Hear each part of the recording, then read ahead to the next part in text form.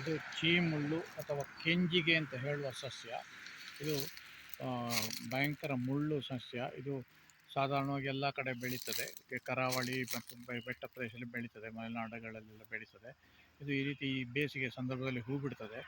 ಈ ಹೂ ಹಿಂದೆ ನಾವೆಲ್ಲ ಈ ಕಾಡು ಮೇಡೆಲ್ಲ ಅಲಿಯುವಾಗ ಬಾಯಾರಿಕೆ ಆಗುವ ನೀರು ತಗೊಂಡು ಹೋಗೋದಿದ್ರೆ ಈ ರೀತಿ ಇದರ ಮೊಗ್ಗುಗಳನ್ನು ಕೊಯ್ದು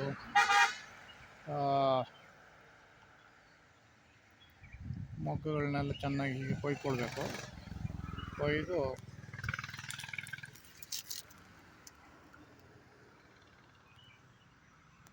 ಹೀಗೆ ತಿನ್ನೋದ್ರಿಂದ ಬಾಯಾರಿಕೆಯನ್ನು ಬೇಗ ಅದು ಕಡಿಮೆ ಮಾಡ್ತದೆ.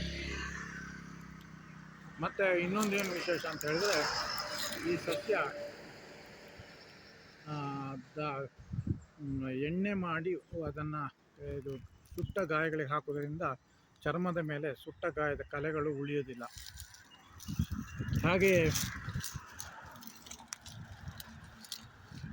ಇದರ ಈ ಚಿಗುರುಗಳನ್ನು ಕೊಯ್ದು ಎಳ್ಳಿನೊಟ್ಟಿಗೆ ಸೇರಿ ಚಟ್ನಿ ಮಾಡಿ ತಿನ್ನುವ ಕ್ರಮ ಉಂಟು.